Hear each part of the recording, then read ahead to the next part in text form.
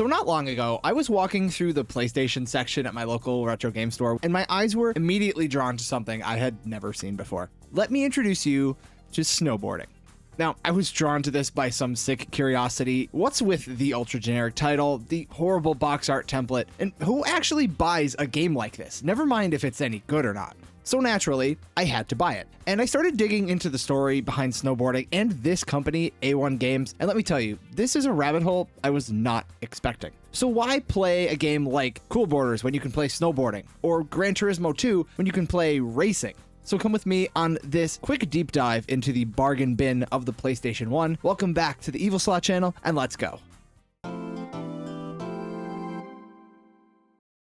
By the late 1990s, the fifth generation of consoles was coming to an end, and the Sony PlayStation was the undisputed king. Just take a look at this graph of worldwide console sales. It wasn't even close. Over 4,000 unique PS1 games were released over the course of its life, and between 1,300 and 1,500 of those games would make their way to North America and Europe, but the library was much more robust in Japan. A staggering 2,300 games never released outside of that region, and the reasons were all over the place. Many titles didn't come over to the West because of differences in gaming culture and tastes, like visual novels, for example. But it was also just really easy for Japanese developers to create a game and publish it in their home country. You see, back then it was common for Japanese game devs to publish their own titles. CDs made games very cheap to manufacture, and they could afford to take on the extra costs of domestic distribution and marketing that would typically be handled by a publisher. But moving games outside of Japan was much harder. Games needed to be localized, tested, manufactured, marketed, and distributed halfway across the world. For a smaller studio, that was a huge financial risk. Some companies like Capcom and Konami had the established resources to make it happen, but many developers turned to publishers who specialized in importing Japanese games and bringing them to America. One of those companies was Agetec. Founded in 1998 as an American subsidiary of Japan's ASCII Corporation, Agetec specialized in helping Japanese developers release their games overseas. And they really did have a big impact in bringing some notable franchises to the West. They published the first RPG Maker, Clock Tower 2, and they frequently collaborated with FromSoft to localize the Armored Core games and the notorious Shadow Tower. Agetec certainly wasn't a household name, but if you enjoy niche PlayStation games, chances are you're going to run into their logo sooner or later. But by the turn of the millennium, the PlayStation was nearing the end of its life. In many places, the PS2 had already launched. But still, Agetec saw the immense install base of the original PlayStation, and they saw opportunity. Give tens of millions of casual PS1 owners something new to play, and don't break the bank. Let them save up for a PS2. They do this by getting games localized as cheaply as possible and shipping them out the door to any American retailer who would take them on. On January 26, 2001, Agetec unveiled a new software label known as A1 Games, a value-driven division dedicated on releasing, quote, original, high-quality PlayStation game software the whole family will enjoy at impulse buy prices. You know how some stores like Marshall's and TJ Maxx will have a maze-like checkout line and flood it with mugs and socks, hoping that you'll grab one as you make your way through? That's basically what Agetec wanted to do here. Each title was priced at just $9.99 brand new, and they'd typically be placed not behind lock and key, but on hang tabs or hooks near the checkout register or the game aisle. Agetec didn't do any advertising, but with simple concepts like racing and bowling, they didn't really need to sell people on those ideas. On top of that, most of the games would be rated E for everyone and contain some form of multiplayer, further broadening their appeal. The first line of A1 games would end up hitting store shelves at the beginning of 2001, with each title sporting an unbelievably generic title and this uninspired cover art template. Seriously, I mean, just look at these games. You can tell someone at Agetec was passionate about graphic design. But before we go over some of these initial A1 games, it's important to understand exactly where they came from. Agetec's mantra with A1 was cheap in, cheap out, so they needed to find games they could license and localize for almost nothing. The answer would lie with two similar lines of ultra-cheap PS1 titles, which have already been out for years in Japan. These were known as the Simple 1500 series and the Super Light 1500 series. Created by Japanese publishers D3 and Success, respectively, these budget games were very popular with Japanese audiences, and as the name implies, each title only cost 1,500 yen, which translates to less than $15 US around that time period. By 2001, a lot of these super light and simple games were already several years old, so licensing them for a Western release was likely very easy and very cheap. I'm sure Success and D3 were more than willing to let go of these games for a few extra bucks, and as you'll soon see, they required very little in the way of localization. So with that, let's take a look at some of what A1 Games had to offer for just $9.99 back in 2001, and I think it's important to keep that price in mind. Are these games going to be masterpieces? No, but if you can get $10 worth of fun out of them, I'd consider that a success. Let's start where we began, snowboarding.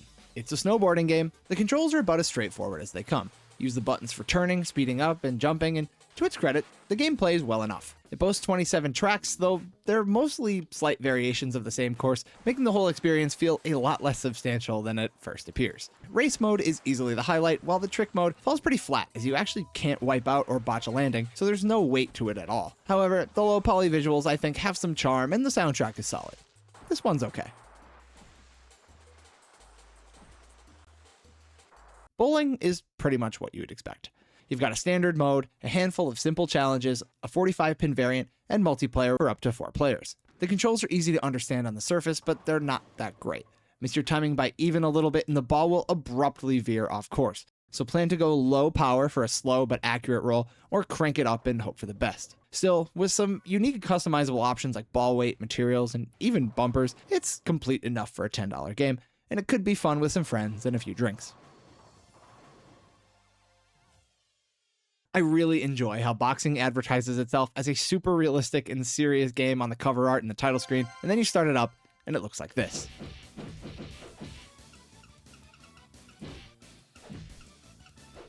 Boxing is a pretty bad game. You just kind of flail around and mash buttons without much rhyme or reason. I was able to figure out some simple combos, but there's just not that much depth here for the game to have any legs, regardless of the many modes included. And the music in the scouting mode is just ear-piercingly bad.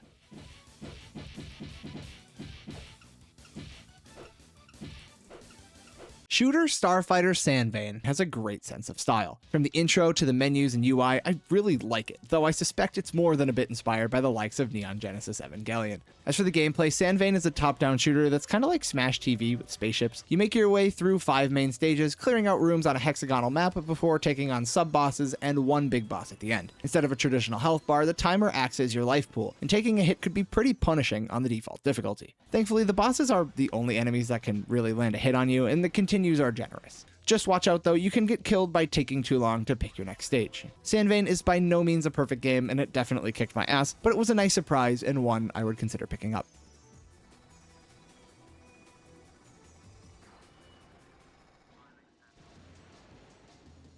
Billiards is exactly what the name implies.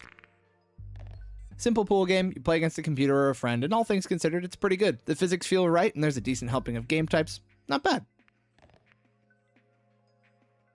Crossroad Crisis is a decently fun little puzzle game. The concept centers on a chiclet placed in the center of the map, which constantly moves straight along the path created for it on each of these square tiles. Once the chiclet passes along 2 tiles of the same color, those tiles will disappear, and when you clear enough tiles, the exit for the level will be placed on the map. If the chiclet doesn't have anywhere to go, well, it'll be game over.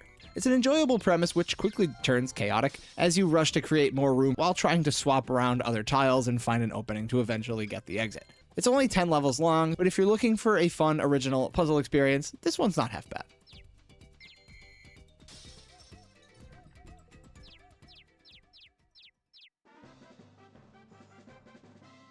Following up on that, we have Puzzle Star Sweep, a game which is actually a part of a larger franchise. In this game, you have to throw pieces of varying colors on the playfield, and each of them have stars on one end which you need to connect. Match the star ends of 2 like colors, and those pieces will disappear. Just like Crossroad Crisis, it's easy to learn, but the difficulty ramps up quick, and I think it performs dutifully against that $10 price tag. I had a lot of fun playing this, even if I'm not very good at it.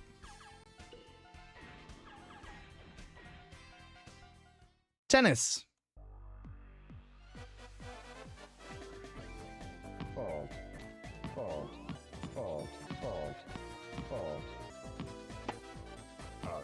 I'm done here. Card Games is a casino game simulator where you play various card games against a colorful cast of floating JPEG images. In terms of production value, this is one of the worst efforts so far, even though the actual playing of the card games is fine enough. There's 5-card poker, 7-card poker, President, Speed, Baccarat, and my personal favorite, Blackjack. And when the Blackjack dealer isn't stealing all of your money by getting every single card she needs, it's okay. But in terms of casino games on the PS1, go play Golden Nugget or Caesar's Palace.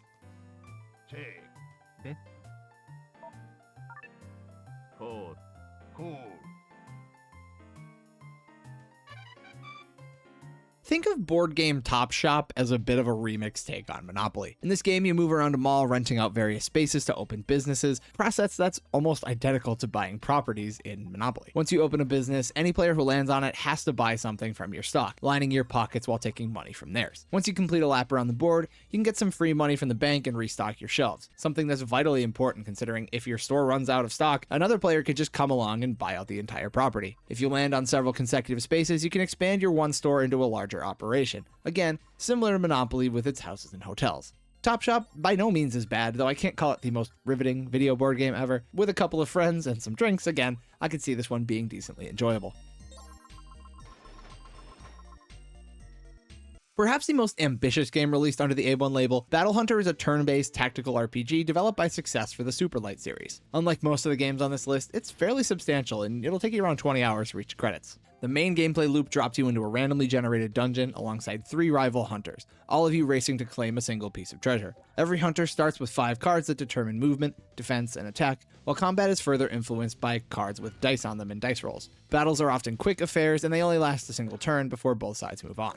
Perhaps the most interesting feature of this game is that you can play it all in multiplayer. Common for these A1 games, but a rarity in JRPGs of this era, and it's a big reason why Battle Hunter still has fans today. Otherwise, if you're playing by itself, it's rather repetitive and slow. Undoubtedly the biggest localization job A1 games would undertake, Battle Hunter stands out as one of the better games in their lineup.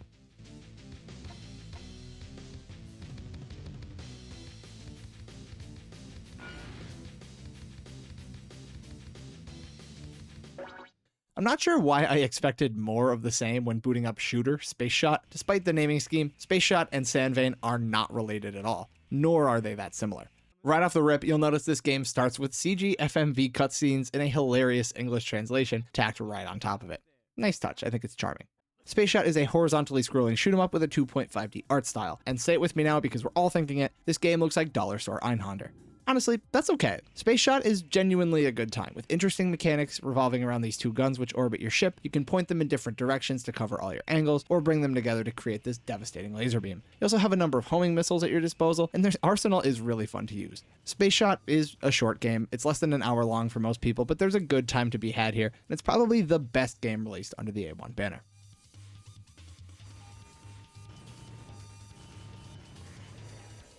And last but not least, we have Racing.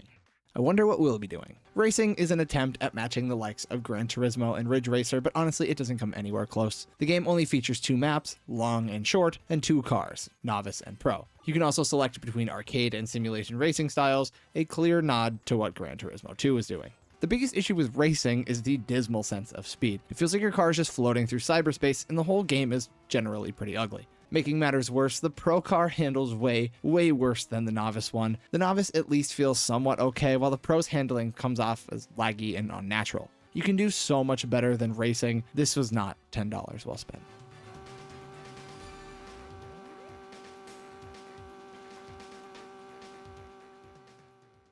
The A1 games line would continue here in the United States throughout 2001, releasing more classic titles like Putter Golf, though notably without the iconically terrible cover art template. As time went on, more of A1 games would wind up on store shelves in these 3-in-1 bundle packs, further reducing the price of each game by including 3 games for just $19.99. It sounds great, however, according to people who were around back then, many retailers would actually just bust these open and sell the games individually, so oftentimes consumers didn't even see these. As you can imagine, finding any sort of sales information for these games is also just out of the question. Worth noting, however, is that H-Tech wasn't the only North American publisher who took on this ultra-budget approach. ZeniMax did pretty much the exact same thing with its Mud Duck Productions label, albeit with generally better cover art. Some of Mud Duck's games were also plucked straight from the Simple and Superlight lineups. However, unlike Mud Duck, the A1 Games label wouldn't survive past the PlayStation 1, though H-Tech would continue to publish games until 2014 until the company went under around 2018. These days, the void left by H-Tech has been filled by other localization publishers like Xseed, NIS America, and Axis, all of which have grown dedicated fan base through their localization efforts.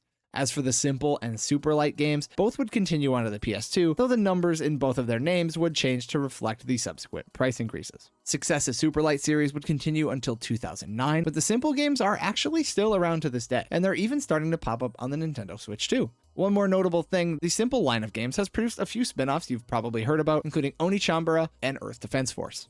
If you want to play any of A1's PS1 masterpieces these days, thankfully they're all relatively easy to acquire. These games have remained cheap, of course, and you'd be surprised at just how many of these are flooding retro game stores right now. Once you start to notice them, they're everywhere, and sealed copies are readily available and affordable. The most expensive A1 games appear to be Top Shop and Battle Hunter. But perhaps most surprisingly, a ton of these games actually saw re-releases on the PS3 and PSP under the PS1 Classics banner. However, your time to acquire them is sadly limited due to Sony's decision to close those marketplaces within the next year. So that, everybody, is the story of A1 games and the bottom of the PlayStation bargain bin. Let me know, do you guys have any memories with these games? Did you have them when you were growing up? Do you remember seeing them on the shelves? Do you just notice them when you're at retro game stores? Leave me a comment and let's move the discussion into the comments section. That's my favorite part about making these videos. But for now, that's all I have. So enjoy your day, everyone, and I will see you guys in the next video.